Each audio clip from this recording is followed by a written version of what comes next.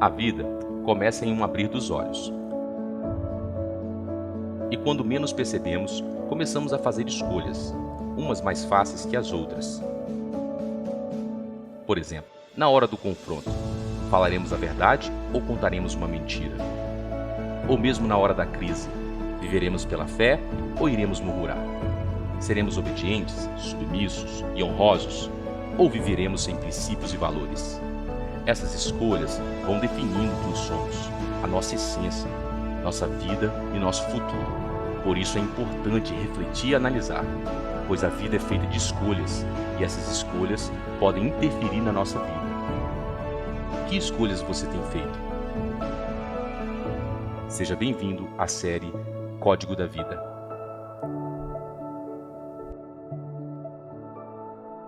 Olá, tudo bem? Que bom que você está aqui comigo nessa hora, que tempo especial.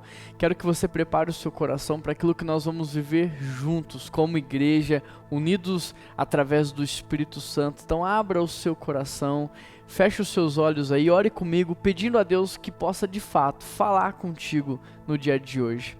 Deus, fala conosco, Pai. Tudo que nós mais queremos é ouvir a Tua voz. Nós queremos ser impactados pela Tua presença e nós queremos ser transformados. Nós queremos viver, Deus, a Sua imagem, a Sua semelhança. Nós queremos nos tornar cada dia mais parecidos com o Senhor. Por isso nos ajude a focar a nossa atenção nessa palavra. Nos ajude a prestar atenção naquilo que o Senhor quer falar. Que o Senhor quebrante o nosso coração e que Ele esteja sensível a receber, Pai. Não aquilo que nós gostamos de ouvir, mas aquilo que nós precisamos ouvir. E é por isso que eu oro e eu te agradeço em nome de Jesus. Amém. Seja muito bem-vindo à nossa igreja, a primeira igreja batista de Belo Horizonte. Seja muito bem-vindo a este culto aqui. Estou muito feliz que você está aí. Eu quero convidar você a abrir a sua Bíblia comigo em Tiago, capítulo 5, a partir do verso 1. Nós estamos numa série de mensagens chamada O Código da Vida, e essa é uma série expositiva em cima da carta de Tiago, onde nós estamos extraindo dessa carta princípios de sabedoria para destravar as nossas vidas, para que nós sejamos assertivos em tudo aquilo que nós formos fazer, praticar e executar. E hoje nós vamos conversar acerca do 8º código.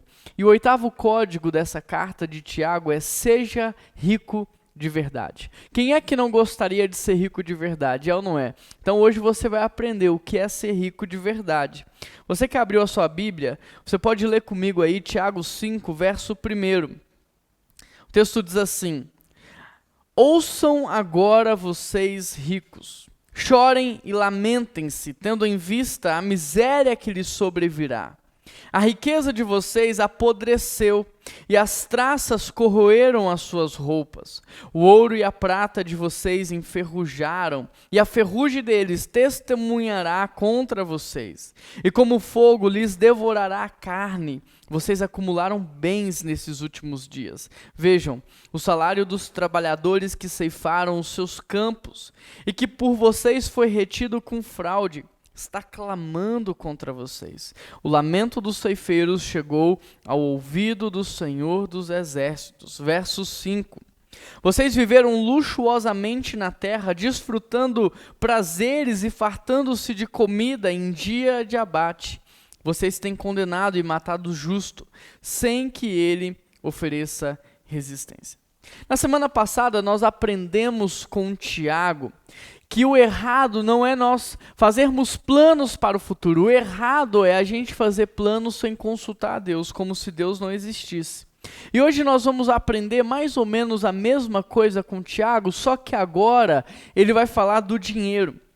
E de acordo com a palavra, o errado não é você ter dinheiro. Às vezes a gente pensa que é errado ter dinheiro e por isso eu vejo muitos cristãos não almejando alcançar uma prosperidade financeira. Mas de acordo com a palavra, o errado não é você ter o dinheiro. O errado é quando o dinheiro tem você. Portanto, o que Tiago vai combater aqui no capítulo 5 não é o dinheiro em si, mas sim a forma em que nós lidamos com o dinheiro. Porque eu não sei se você sabe disso ou não, mas o dinheiro, ele é um excelente servo. Quando você coloca o dinheiro para trabalhar, ele é um excelente servo. mas ao mesmo tempo o dinheiro é um péssimo senhor, então ele precisa estar na condição certa na sua vida.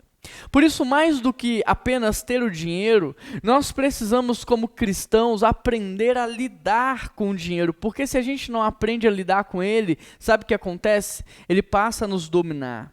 E é exatamente por isso que na Bíblia você tem quase 40 parábolas e a metade fala de dinheiro. Você tem mais ou menos uns 500 versículos falando sobre oração, falando sobre fé, e quando vai falar de dinheiro, passa de 2.000 versículos. E sabe por que a Bíblia fala tanto de dinheiro? Porque de acordo com a palavra, o dinheiro é muito mais do que apenas uma moeda monetária. Ele é um espírito, ele pode se tornar um senhor da sua vida. Olha o que a Bíblia diz, ninguém pode servir a dois senhores, percebe? Dentre todos os grandes líderes que já existiu na humanidade, reis e tudo mais, a única coisa que a Bíblia chama de senhor é o dinheiro. Ela diz, ninguém pode servir a dois senhores. Quer ver uma coisa? Deixa eu te fazer algumas perguntas para que você possa apenas refletir sobre a sua vida. Hoje, você serve ao único e verdadeiro Deus ou você serve ao Deus dinheiro, ao Deus mamon? Hoje a sua vida ela agrada a Jesus Cristo, agrada a Deus, ou a sua vida hoje agrada ao Deus mamon? Através das perguntas que eu vou te fazer, eu quero que você tente encontrar uma resposta. Quanto tempo, por exemplo, você trabalha por semana para ter dinheiro? Qual que é a verdadeira motivação do seu trabalho? Você estuda para quê? Qual que é o seu objetivo com os seus estudos? Você tem passado a sua vida inteira tentando ter o quê? Agora, me diz, quem que de fato você está servindo? Percebe? Porque uma coisa é você falar que é servo de Deus, outra coisa é você realmente ser um servo de Deus. Porque a nossa semana tem mais ou menos 168 horas. E nestas 168 horas você gasta mais ou menos 60 horas trabalhando, entre trabalho, trânsito, idas e vindas. 56 horas mais ou menos dormindo, 30 horas estudando e 20 horas na internet, nas redes sociais. Ou seja, em 168 horas, quantas horas você serve a Deus, você dedica a Deus? Percebe? Às vezes a balança está descompensada. Uma vez eu estava na casa de um amigo e era por volta das 5:30 da manhã, eu acordei com ele chorando na janela da casa dele.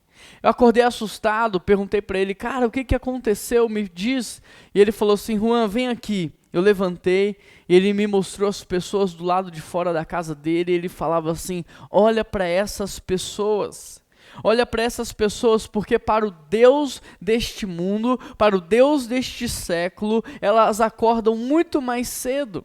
Elas trabalham mais do que de fato deveriam trabalhar. Elas são capazes de deixar os filhos o dia inteiro na casa de pessoas desconhecidas para servir o Deus deste mundo. Elas não passam tempo com a família, elas abrem mão de momentos especiais, de encontros em família, doam todo o seu tempo, sua saúde, muito dinheiro para servir ao Deus deste mundo. Mas nós, Juan, nós que servimos ao único e verdadeiro Deus, nós não fazemos nem a metade. Nós que servimos a Deus, nós somos preguiçosos, porque a gente quer acordar tarde, trabalhar pouco, ter uma vida confortável, percebe?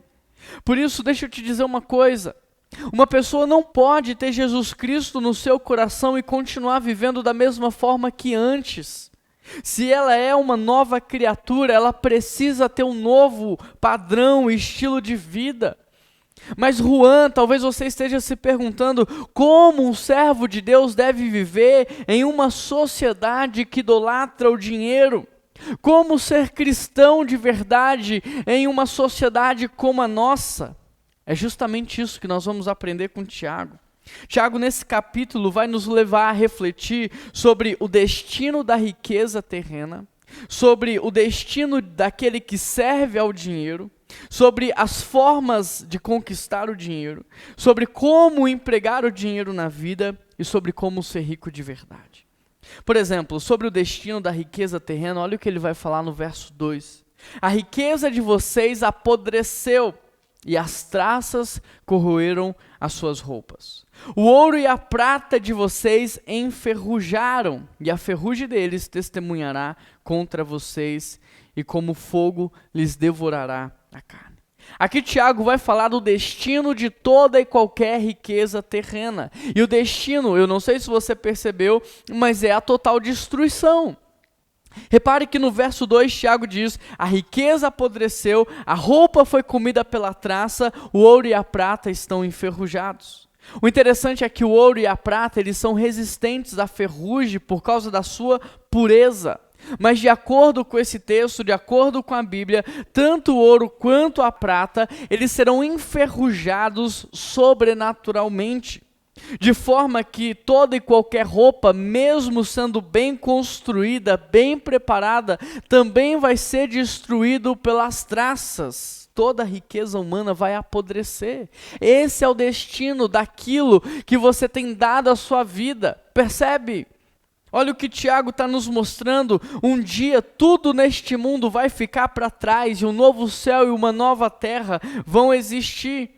E é exatamente por isso que nós não podemos dedicar toda a nossa vida por algo tão passageiro, por algo tão sem valor, sem sentido. Nós não podemos dedicar todo o nosso tempo, a nossa vida às riquezas desse mundo, porque elas serão destruídas. Então me diz, aonde é que você tem investido a maior parte do seu tempo? Aonde é que você está investindo a maior parte da sua vida, do seu tempo? No tesouro humano e passageiro ou naquilo que é eterno? A segunda reflexão que Tiago nos leva a fazer é acerca do destino daquele que serve ao dinheiro. Veja o que ele vai falar no verso 3 e também no verso 5. Verso 3: o ouro e a prata de vocês enferrujaram, e a ferrugem deles testemunhará contra vocês, e como fogo lhes devorará a carne. Vocês viveram, verso 5, luxuosamente na terra, desfrutando prazeres e fartando-se de comida em dia de abate. Querido, da mesma forma que Tiago nos mostrou o destino da riqueza humana, agora ele vai nos mostrar o destino daquele que serve ao dinheiro. E o destino de quem serve ao Deus Mamon também é a perdição. Olha o que Tiago vai nos mostrar. Olha o que ele diz: o fogo lhes devorará a carne. O destino daquele que tem como Deus o dinheiro é a perdição eterna. De modo que no dia do juízo, o texto diz que Deus vai chamar, levantar algumas testemunhas. E a primeira testemunha, de acordo com o texto, será a nossa própria riqueza, será aquilo que nós conquistamos. E aqui há uma grande ironia, sabe por quê? Porque os ricos guardam dinheiro, eles acumulam posses, pensando que isso irá protegê-los, quando na verdade toda essa riqueza vai condená-los. Aquilo que era para trazer segurança e proteção, na verdade a Bíblia diz que vai gerar condenação. O que Tiago está dizendo é: a ferrugem do ouro e da prata vai testemunhar do quanto vocês investiram a vida de vocês em algo errado e sem valor. Toda riqueza perdida vai testemunhar de que enquanto muitos precisavam da sua ajuda, vocês estavam se fartando de comida e se satisfazendo nos seus próprios prazeres, sem perceber aqueles que estavam à sua volta. Toda essa riqueza perdida vai testemunhar que durante toda a sua vida você nunca se preocupou com o mundo espiritual e nem com a eternidade, apenas com a satisfação da sua carne. A segunda testemunha que Deus vai chamar será o salário roubado dos trabalhadores. Porque da mesma forma que a Bíblia diz que Deus ouviu o sangue derramado de Abel, a Bíblia diz que Deus também está ouvindo o dinheiro roubado dos trabalhadores. Deus está ouvindo o seu lucro desleal. Deus está ouvindo o dinheiro desviado. Deus está ouvindo os seus ganhos ilícitos. O clamor daquele que você está explorando, Deus está ouvindo. A terceira testemunha serão os próprios trabalhadores. Porque no dia do julgamento, não vai ter como você subornar, não vai ter como você oprimir os trabalhadores, eles terão um grande advogado chamado Jesus. Portanto, com tantas testemunhas contra os ricos, só vão lhe restar o quê? A condenação eterna. De modo que Tiago diz no verso 1, ouçam agora vocês ricos, chorem e lamentem-se, tendo em vista a miséria que lhes sobrevirá.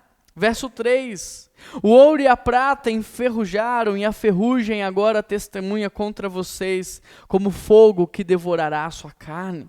Verso 5, vocês viveram luxuosamente na terra, desfrutando prazeres, fartando-se de comida em dia de abate. O que Tiago está dizendo é, da mesma forma que nos dias de Noé o povo comia e bebia, e o dilúvio veio e levou a todos, os animais também comem até no dia do seu abate. E da mesma forma tem muitas pessoas vivendo, se satisfazendo sem perceber que Jesus Cristo está voltando, que os nossos dias estão contados.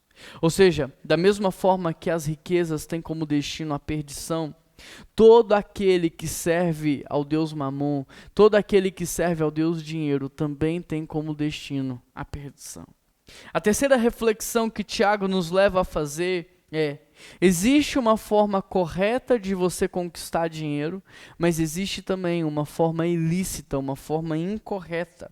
Olha o que ele diz no verso 4 e também no verso 6.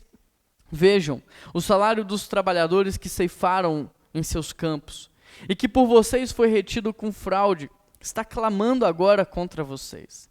O lamento dos ceifeiros chegou ao ouvido do Senhor dos Exércitos. Vocês têm condenado e matado o justo, sem que ele lhe ofereça resistência. Repare que a Bíblia nunca proibiu o homem de ser rico. O que Deus proíbe é o ganho ilícito, é a riqueza ilícita. Na Bíblia há vários homens de Deus, há várias mulheres de Deus que enriqueceram de maneira correta e foram muito usados por Ele. Você tem Adão, que era o dono de tudo, rei da humanidade, muito rico. Abraão, que era tão rico que ele e o seu sobrinho Ló tiveram que se separar porque a terra não suportava tanta riqueza reunida. Jó era extremamente rico, Davi foi um rei próspero e Salomão, até hoje, nenhum outro homem superou a riqueza que esse homem teve em vida. Eu poderia ficar aqui horas citando inúmeros outros, homens e mulheres que enriqueceram de maneira correta e foram usados por Deus. Portanto, a Bíblia não proíbe a riqueza, mas sim a origem ilícita do dinheiro e também o propósito egoísta do dinheiro. Ou seja, o pecado não está ligado à riqueza, mas sim à origem da riqueza e o destino da riqueza. É por isso que nós precisamos aprender a lidar com dinheiro. E aqui eu quero fazer uma observação. Se você ficou rico de maneira errada, você precisa corrigir isso na sua vida. Você precisa parar hoje e você precisa traçar um plano para corrigir isso na sua vida, porque senão isso vai trazer condenação sobre você e a sua casa.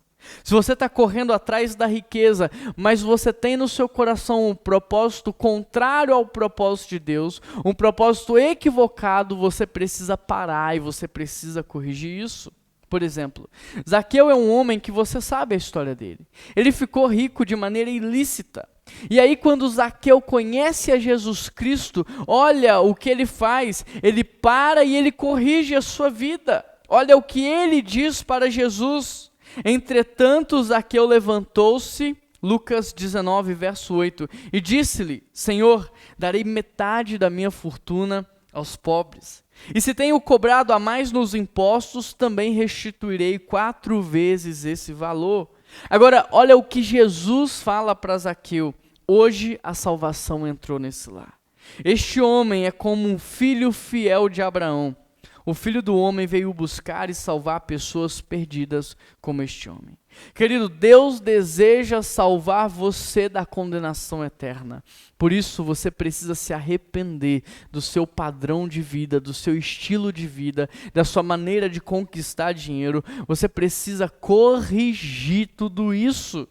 Se você está devendo, monte um plano, mas pague as suas dívidas, negocie, corra atrás das pessoas que você está devendo, converse com elas, mas corrija o seu erro, reduza o seu padrão de vida se preciso for, venda o que você não está usando, mas não fique devendo, pague aquilo que você deve.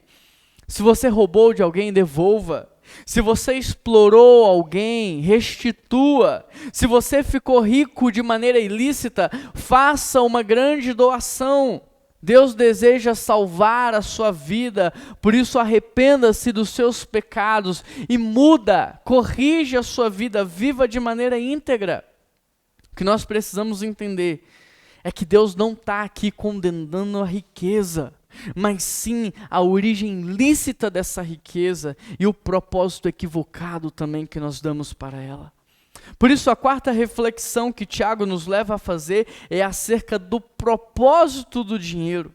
Olha o que ele diz no verso 5. Vocês viveram luxuosamente na terra, desfrutando prazeres e fartando-se de comida em dia de abate. Tiago aqui vai citar 3 formas pecaminosas de se usar o dinheiro. E a primeira forma pecaminosa é ser avarento, é acumular muito dinheiro, é ter muito dinheiro, mas não ter propósito. Presta atenção, eu não estou dizendo que você não deve ser precavido, não é pecado ser precavido, não é pecado você ter um fundo de emergência, não é pecado você ter uma previdência privada, ter planos, sonhos para o futuro, não é pecado. O pecado é você ser mesquinho, avarento, é acumular muito dinheiro sem ter um propósito na vida, é acumular muito dinheiro como se Deus não existisse, como se você não dependesse dele para viver, é confiar mais no seu dinheiro do que em Deus. Olha o que o salmista diz no capítulo 62, se as vossas riquezas aumentarem, não ponhais nela o vosso coração. O pecado é confiar no dinheiro e não confiar em Deus. Paulo também disse a Timóteo, no capítulo 6, verso 17, manda aos ricos deste mundo que não sejam altivos e nem ponham a sua esperança na incerteza da riqueza, mas em Deus, que tudo nos concede abundantemente. Deus não está condenando a riqueza, mas sim a forma de lidarmos com ela, a origem e o propósito. Em segundo lugar, é pecado não ser generoso. Verso 4, Tiago, ele vai falar dos ricos, dizendo que eles estão atrasando, retendo o pagamento, eles não estão honrando os seus funcionários. Ou seja, de acordo com Tiago, é errado você se enriquecer à custa da pobreza alheia. É errado você enriquecer enquanto todos que estão à sua volta ficam cada vez mais pobres. Em terceiro lugar, é pecado você viver na luxúria, no luxo excessivo, enquanto há pessoas morrendo de fome ao seu lado. Ou seja, ser rico para desfrutar da riqueza é errado. Em outras palavras, ser rico não é pecado. Pecado é ser rico e não fazer nada que agrade a Deus.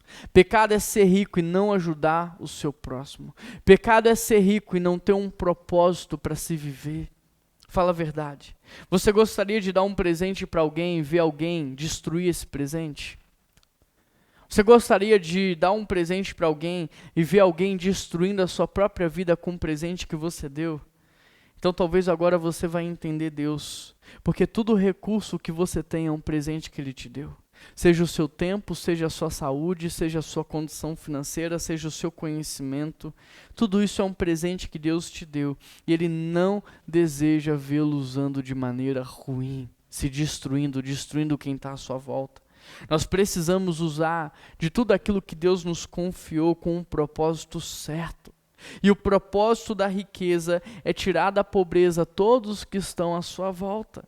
Portanto, a quinta e a última reflexão que Tiago nos leva a fazer é o que é ser rico de verdade.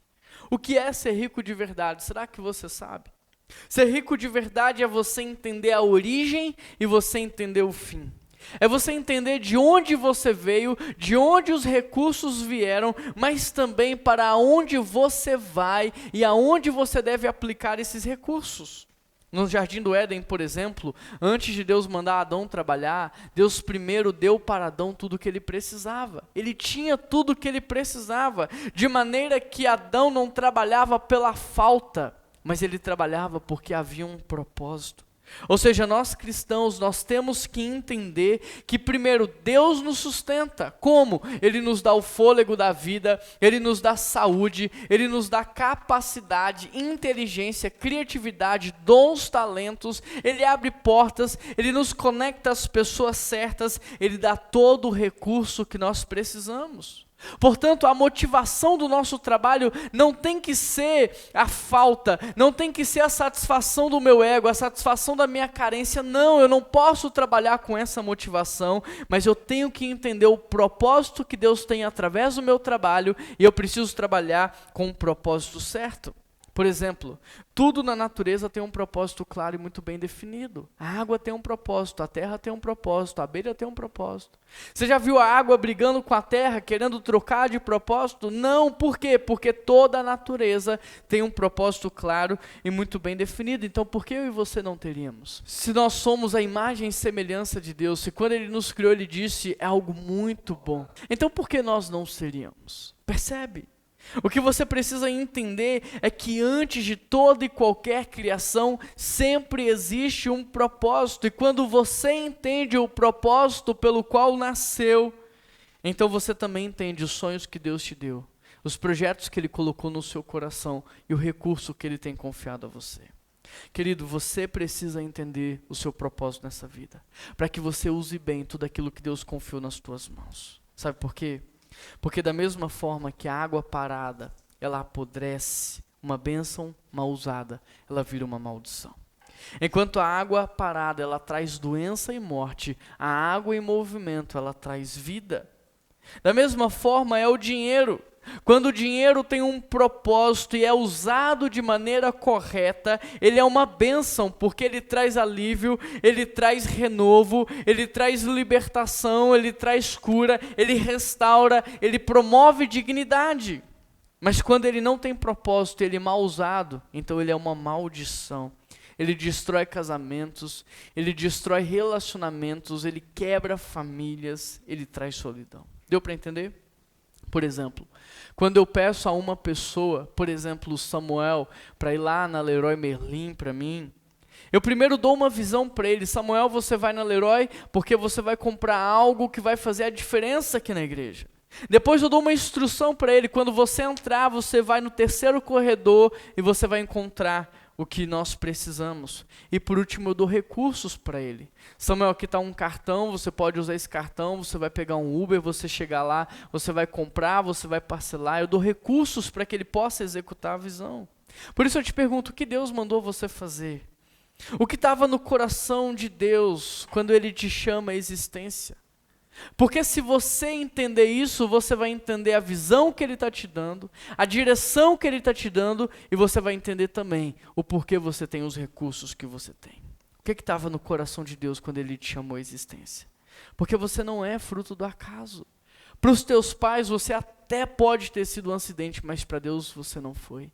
Ele já sonhava com você, Ele já pensava em você. Você tem um propósito nessa vida. Portanto, se você me perguntar, Juan, o que é ser rico de verdade? Eu vou te responder. Rico não é quem tem muito dinheiro.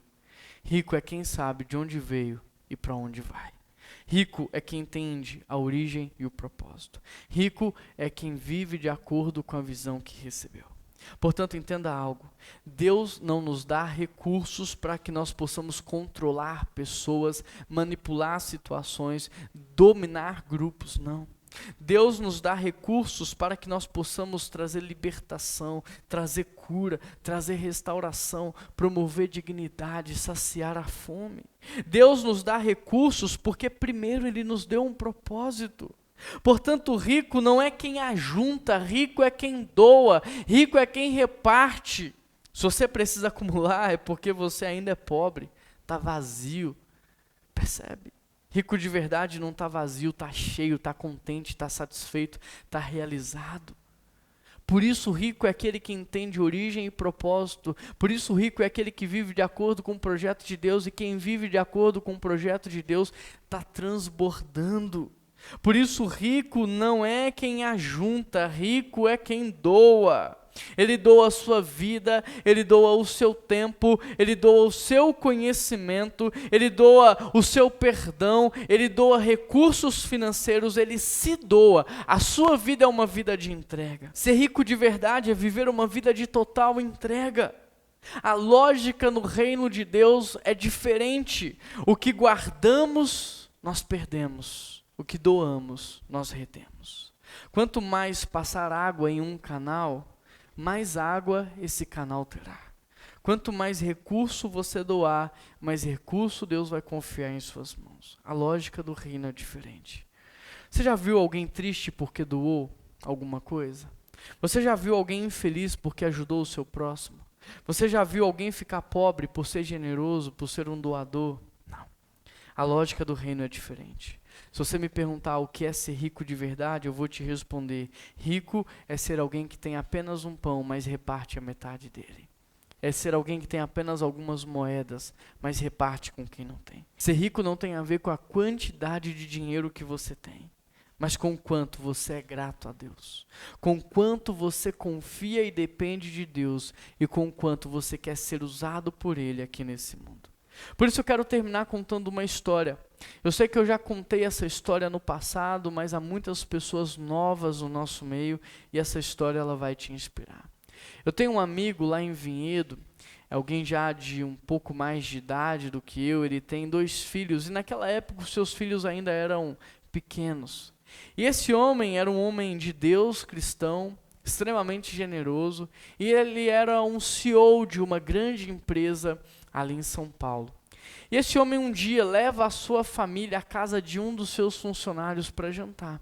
Só que chegando na casa do funcionário, os filhos começam a observar. O funcionário morava no condomínio fechado de casas, ele tinha vários carros na garagem, cada filho tinha o seu próprio quarto, a sua própria televisão, o seu próprio computador. Eles jantam ali, tem uma noite muito agradável, mas os filhos observam tudo. Na volta para casa, os filhos dentro do carro começam a questionar o pai, dizendo: escuta, pai, aquele homem não era seu funcionário? Era, filho, por quê? Porque, pai, a gente mora numa casa fora de condomínio. A nossa casa é simples. Nós temos apenas um carro e dividimos esse carro, e tudo que a gente faz junto. Lá, no seu funcionário, a casa é dentro de um condomínio, eles têm vários carros. Aqui, pai, eu e meu irmão, nós dividimos o mesmo quarto, a mesma televisão e o mesmo computador. Lá, cada filho tem o seu quarto, a sua televisão e o seu próprio computador. Pai, me explica, como é que pode ele, sendo seu funcionário, ter uma casa melhor, ter vários carros e ter mais qualidade de vida? O pai, ele olha para os filhos e diz assim: olha, chegando lá em casa, eu vou explicar para vocês como é que é possível. Chegando em casa, o pai entra no quarto e ele volta com um caderninho bem surrado, bem velhinho. Ele senta os filhos na sala e ele começa a dizer para os filhos: olha, nós poderíamos ter tudo aquilo que vocês viram e até mais. Nós poderíamos ter uma casa muito melhor do que essa, nós poderíamos ter vários carros na garagem, nós poderíamos ostentar muitas outras coisas que eles nem podem. Mas, se papai fizesse isso, se nós tivéssemos tudo isso, papai não poderia sustentar essas senhoras, essas viúvas, e começou a mostrar a quantidade de viúvas que ele sustentava. Papai não poderia pagar a faculdade para esses jovens que não têm condição, e ele começou a mostrar uma lista de pessoas que ele financiava os estudos. Papai não poderia ajudar esses projetos sociais que ele ajuda, e ele foi passando as páginas. Papai não poderia ajudar essas igrejas, e ele foi passando as páginas. Papai não poderia sustentar esses missionários, e ele foi passando as páginas. Quando ele terminou o caderninho, os meninos estavam chorando. Eram 2 adolescentes. E aí no final, o pai olha para o filho e ele pergunta assim: olha, mas quer saber de uma coisa? Vocês já estão numa idade que vocês podem contribuir, vocês podem opinar. Se vocês quiserem, a partir de hoje, papai para de fazer tudo isso daqui e a gente vai ter a vida que vocês viram lá. Os meninos chorando começam a falar: não, pai, pode continuar a ser assim. Hoje esses 2 meninos cresceram, eles devem ter por volta dos seus 30 e poucos anos. Os 2 estão casados, os 2 são grandes CEOs, um está na Alemanha, o outro está em São Paulo, os 2 já têm família. E os 2 são extremamente generosos, ajudam milhares de pessoas sem falar nada com ninguém. Mas é impressionante como esse pai não deixou uma herança para os seus filhos. Esse pai, ele deixou um legado e os filhos estão dando continuidade nesse legado. Esse é o legado da generosidade. Então hoje, no Novo Testamento, por causa de Jesus Cristo, nós não somos obrigados a nada. Eu e você não somos obrigados a nada. Mas nós estamos no tempo da generosidade. O que Deus nos pede é generosidade, é gratidão, é repartir, é abençoar. Nesse momento nós teremos inclusive os nossos dízimos e as nossas ofertas. E eu quero ressaltar, não é por obrigação, é por gratidão. Por tudo que Deus tem feito. Não é porque Deus ainda vai fazer, Ele já fez, Ele está fazendo. É por honra. Nós queremos honrar a Deus mais do que qualquer outra coisa que nós honramos em vida. É por generosidade. É por isso que nós estamos aqui, contribuindo com a igreja. Através da igreja, contribuindo com projetos sociais, com projetos missionários. Aqui está o código de QR Code, as contas bancárias da igreja. Você tem toda a liberdade para entregar o seu dízimo, a sua oferta, fazer uma oferta específica para missões, para ação social. Fique à vontade, mas faça por gratidão. E que isso não pare aqui, que você viva uma vida de generosidade, que você possa ser aquele que reparte. A minha oração é que eu e você sejamos ricos de verdade. Amém? Que Deus te abençoe. Deus, eu quero pedir ao Senhor que nos ajude nesse processo de generosidade. Transforma o nosso padrão mental, transforma o nosso coração. O Senhor nos sustenta, o Senhor cuida da gente, nunca faltou nada, nem vai faltar. Tira o medo, a insegurança do nosso coração e nos dê coragem e ousadia para repartir primeiro e comer depois. Nos dê coragem e ousadia para abençoar vidas e repartir, cuidando, libertando, restaurando, trazendo dignidade, Pai. Que nós possamos entender o porquê o Senhor nos deu os recursos que nós temos também. Nós queremos viver de acordo com o projeto e propósito que o Senhor tem para as nossas vidas. Faz de nós um povo rico de verdade. E é por isso que eu oro em nome de Jesus. Amém. Quero agradecer a sua presença, a sua participação. Quero pedir que você deixe um like aqui nesse vídeo, que você compartilhe essa mensagem com seus amigos, com a sua família, abençoando, a partir dessa mensagem. E quero pedir também que você assine o nosso canal. Isso faz toda a diferença. O YouTube divulga mais os conteúdos que nós postamos aqui. Um grande abraço, que Deus te abençoe e eu te vejo em breve.